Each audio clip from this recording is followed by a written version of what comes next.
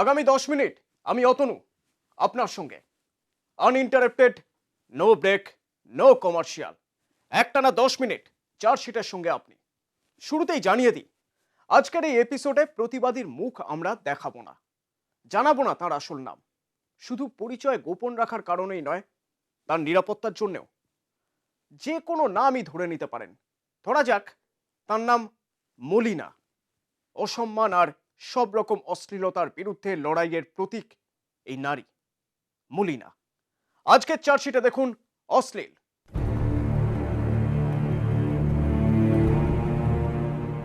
ঘরে ঘরে গ্রামের গৃহবধূর অশ্লীল ভিডিও। যার হাতে মোবাইল তার কাছেই সহজলভ্য। এর থেকে ওর মোবাইল দ্রুত ছড়িয়ে পড়ছিল সেই পর্নোগ্রাফির ক্লিপ। কতটুকু আপনি চিনেছেন মহিলাকে? সব শরীরের সমস্ত কিছু জানা যাচ্ছিল। এমন মেয়ে ছেলে হচ্ছে কি, ও রাস্তাতে একটা অপর জাত নবসব জাত যদি যায় তার বাইকে উঠে চলে যাচ্ছে, তাহলে সে মেয়েটা চরিত্র কিরকম হবে? আমরা ধর একটা পরপুরুষের সাইকেল উঠতে গেলে আমাদের ভয় হয় যে আমার স্বামী কি বলবে, ওনার সে ভয়টা নেই। চরিত্র একটা মহিলার ভালো নয় যখন আপনি বলছেন, কি জানেন তার চরিত্র? আমরা কোনো কিছু আমি কি করে জানি? আমি এখানে থাকি না, সেইটা ওরা যেহেতু ইয়ে করেছে তা সেটা এবার আমাদেরকে সম্বোধ হতো। আপনি না জেনে বলে দিলেন একটা মেয়ে চরিত্র নিয়ে? না জানার আমাদের যে ভিডিওটা এসে সবাই বলছে এরা ওদের বাড়ির মেনলি ওদের বাড়ি থেকে উৎপত্তি হয়েছে। স্পষ্ট ছবি নয়, আবছায়া ঘেরা, পরিচিত মুখ, পরিচিত চেহারা। কেউ দেখেছেন, অনেকেই দেখেন, কিন্তু শুনেছেন, বিশ্বাস করেছেন। পারিবারিক একটা টানাপোড়েন ছিল, আর সেই সুযোগকে কাজে লাগিয়ে গায়ের বধূর বিরুদ্ধে অশ্লীলতার অভিযোগ। এক ঘরে গোটা পরিবার, গৃহবধূর মৃত্যু কামনা গোটা গ্রামের। অপমান কি, বাড়ি থেকে এখন পর্যন্ত বের হতে পারি না। সবাই বলতেছে যে ওই কাজ করেছে, এখনো মরেনি, এখনো বিষ খায়নি। আমি বিষ খেতে গিয়েছিলাম। কেন? কেননা লোকে ওরা অত্যাচার করতেছে, খালি অত্যাচার করতেছে যে এখনো মরেনি, ওর বউ নেড়া হয়নি। তা আমি কি করবো বলো? আমি রাগ ভরে বিষ খেতে গিয়েছিলাম।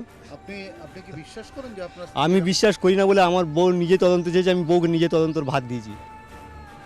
মহিলার স্বামীকে ওই অশ্লীল ভিডিও ক্লিপটা দেখিয়েছিলেন তার এক ভাইপো রাজু ঘরামি।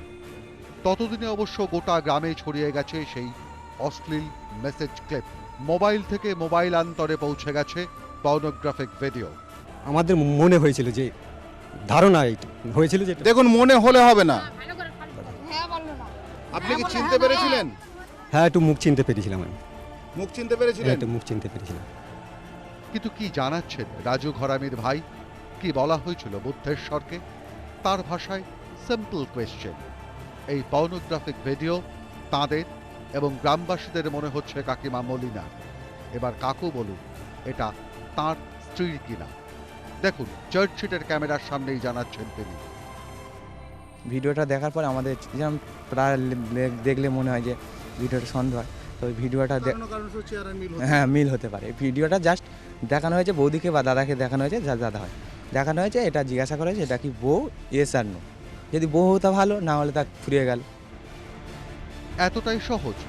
যখন গোটা গ্রামে সচেতনভাবে ছড়িয়ে দেওয়া হচ্ছিল এই নোংরা ভিডিও, তারপর গৃহবধূ মলিনার স্বামীকে এই ভিডিও ক্লিপ দেখানোর মানে কি? কেন আগে দেখানো হয়নি? এই সব প্রশ্নের জবাব অবশ্য এনাদের কাছে নেই। এই যুবকের দাবি, কাকি নষ্ট চরিত্রে, মলিনা ঘরামি পর্নোগ্রাফি করেন। ভিডিওটা এলো কোথা থেকে জানেন? ভিডিওটা আজকাল নেটের ব্যাপার, হয়তো কেউ কোনো সাইট থেকে ডাউনলোড করেছে, করে এখন তো চিপ টিপ সব ভরতে যায়, ওর মধ্যে কেউ ভরতে গেলে চলে আসলে এই হচ্ছে। কিন্তু সেই যুবককে চেপে ধরতেই বদলে যাচ্ছে তার বয়ান। তার কাছে কোনো প্রমাণ নেই, তিনি গ্রামে থাকেনও না। কিন্তু সবাই বলে, সবাই কি বলে? কুচরিত্র মেয়ে বলেছে, সেই জন্য ধরে তো আমরা এতগুলো জোগান। ভালো ছেলে না অপর নিচে দোষ দিয়ে তাকে তুলে নিয়ে গেল। আপনি যখন কুচরিত্র কাউকে বলবেন তখন নিঃসন্দেহে আপনার কাছে কিছু প্রমাণ আছে। কি প্রমাণ আছে? কোনো প্রমাণ নেই। গ্রামে আর 5 জনের মতো নন এই প্রতিবাদী গৃহবধূ। স্বামী কাজ করেন, কাজের সুবাদে গ্রামের বাইরে যেতে হয় তাকে। তাদের বড় ছেলে অসুস্থ, সেই ছেলের চিকিৎসার জন্য ছেলেকে নিয়ে নিয়মিত যেতে হয় হাসপাতালে। একা হাতে সংসার চালান, একা হাতে 2 ছেলের পড়াশোনার ব্যবস্থা, সন্তানের নিয়মিত চিকিৎসা। বাড়িতে অশান্তি নেই, স্বামী স্ত্রীর দুজনের মধ্যেই। সম্পর্ক ভালো। আজকে ছেলেরা আসো, আমি স্কুলে যাই, ছেলেদেরকে নিয়ে যেতে পারি না। ছেলেরা পড়তে যায়, পড়তে নিয়ে যেতে পারি না, বলে করেছে এখনো মরেনি। এরপরই ঝাঁপিয়ে পড়েন বুদ্ধেশ্বরের বড় দাদারা আর গ্রামের লোকজন। পরিবারের সম্মান, গ্রামের সম্মান রক্ষা করতে খড়গহস্ত হয়ে ওঠেন তারা সেই গৃহবধূর বিরুদ্ধে। বাড়ির বউয়ের নামে এমন কলঙ্ক, তারা তো আর চুপ করে থাকতে পারেন না। সে কারণেই নিদান মলিনা নষ্ট চরিত্রে, তার মরে যাওয়াই উচিত। সে এক ঘরে, ওনাকে এক ঘরে করা হয় না, উনি ঠিক মতন চলাফেরা করছে, সবার সাথে চলছে, আমাদের সাথেও কথা বলছে, কোনোদিন আমরা এক ঘরে করিনি ওনাকে। অথচ গ্রামের এই অভিযোগকারিনীরা কোনো দিন কোনো সময়ের জন্য মলিনা ঘরামির আচরণে কোনো বিসদৃশ পদক্ষেপ দেখেননি। কারোর সঙ্গে প্রেম করতেও দেখা যায়নি। একটাই অভিযোগ, হাসপাতালে যায় অসুস্থ ছেলেকে নিয়ে, আর দেরি করে বাড়ি ফেরে। আমার ভাই হচ্ছে এক জায়গায় কাজে যায়, কাজে যাওয়ার ফলেতে আমার ভাই হচ্ছে কি বৌমার একটা বাচ্চার অসুস্থ হয়, সকালবেলা ডাক্তারখানা যায়, সন্ধ্যেবেলা আসে। এইটুকু আমি জানি। তাছাড়া ডাক্তারখানাতে, সেটা বাড়িপুর ডাক্তারখানাতে। একজন মা তার সন্তানকে নিয়ে চিকিৎসকের কাছে যাবেন না? একজন মা তার মায়ের দায়িত্ব পালন করবেন না? নাকি এরা যা বলছেন তাই ঠিক? নিজের ভিডিও না হলে প্রতিবাদ না করে মুখ বুজে মেনে নেওয়াটাই দস্তুর এই গ্রামের। এ কেমন সমাজ, যে সমাজ অপমান মেনে নিতে, মানিয়ে নিতে শেখায়? তোমার বিরুদ্ধে অভিযোগ জানানো হবে, তুমি মুখ বুজে থাকো। তোমার বিরুদ্ধে অশ্লীলতার অভিযোগ আনা হবে, তুমি টু শব্দটি করতে পারবে না। মানুষ ভুলে যাবে এই ভরসায় থাকো, কিন্তু অভিযোগ জানিও না। আদতে কি হয়েছিল, কি জানিয়েছেন অভিযোগকারিনী? প্রতিবেশী সেবাকর ভূঁইয়া আর রাজু ঘরামি গ্যাস কানেকশন এনে দেবে বলে তার কাছ থেকে ছবি চায়। রাজু ঘরামি সম্পর্কে তার ভাসুরের ছেলে সরল বিশ্বাসে তাদের একটা ছবিও দেন তিনি। ছবি দেন নাকি সেই ছবি তারা মোবাইলে তুলে নেয় তা এখনো স্পষ্ট নয়। সঙ্গে আধার কার্ড, ভোটার কার্ডের ফটোকপিও নিয়ে যায় তারা। গ্যাস আসেনি, কিন্তু নিয়মিত তার মোবাইলে সেবাকরের কল আসতে থাকে। উত্ত্যক্ত করতো গ্যাস দেওয়ার পরে ও আমাকে বলেছে যে বৌদি তোমাকে আমার খুব ভালো লাগে। ও আমাকে বারবার বলেছিল, তাতে আমার বাড়িতে আমার স্বামীকে বলি, স্বামী শুনে সিম বলছে ফোনটা একদম ইয়ে করে দাও, ফোনের সিম কার্ডটা ভেঙে দাও। উপহার প্রলোভন, শরীর, টাকা আর কাছে আসার সব অস্ত্রই যখন ভোঁতা, তখনই বেলাগাম হয়ে যায় সেবাকর আর রাজু। এরপরই আসল রূপ দেখাতে শুরু করে সেবাকর। নীল ছবির ক্লিপে মলিনার ছবি মরফিং করা হয়, অথবা ওই রকম দেখতে কোনো ছবি মলিনার বলে চালানো হয় গ্রামে। তারপর মোবাইলে এমএমএস তৈরি করে ছড়িয়ে দেওয়া হয় গ্রামে সচেতনভাবে। কিন্তু গায়ের মেয়ে, গায়ের বউরা কথা শুনবেন কেন? এমন মুখরোচক টপিক ছড়িয়ে পড়ে গুজবের থেকেও দ্রুততর গতিতে। তুই স্কুলে যাস? কি বলে সবাই? আজ দোকান যাচ্ছিলাম পেপসি কিনতে, আর একটা ওইদিকে একটা ছাঙা বলছিল তোর মা মরে গেছে। কালকে রাস্তা থেকে যাচ্ছিলাম, মিটনের মা বলে এই রাস্তা থেকে যাবি না। কেন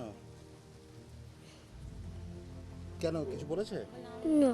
আর মার সম্বন্ধে কিছু বলেছিল না। তোমাদের রাস্তায় যাওয়া বারণ করে দিয়েছে? হ্যাঁ। তবে পাশে ছিল মলিনার স্বামী। থানায় অভিযোগ জানানোর পরই নড়ে চড়ে বসে থানাও।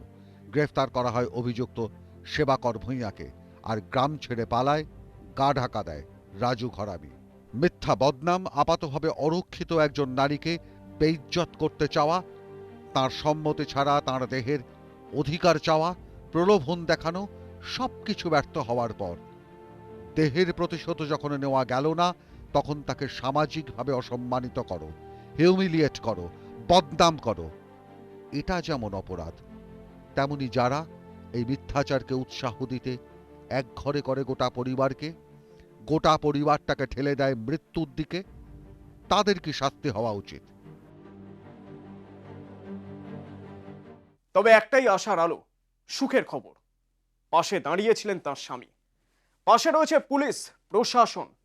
এখন একটাই বিষয় দেখার, গ্রামবাসী বা রাজনৈতিক চাপে যেন তদন্ত বা বিচার প্রক্রিয়ার গতি স্লথ না হয়ে যায়। সোম থেকে শুক্র আমি অতনু থাকবো আপনাদের সঙ্গে নতুন চার্জশিট নিয়ে। কেমন লাগছে চার্জশিট জানান, মেল করুন P18 chartsheet@nw18.com অথবা ফোন করুন 033616569999 এই নম্বরে। জানান আপনার এলাকার সেই বিপজ্জনক অভিজ্ঞতা যেগুলো চার্জশিটের হতে পারে। Take care.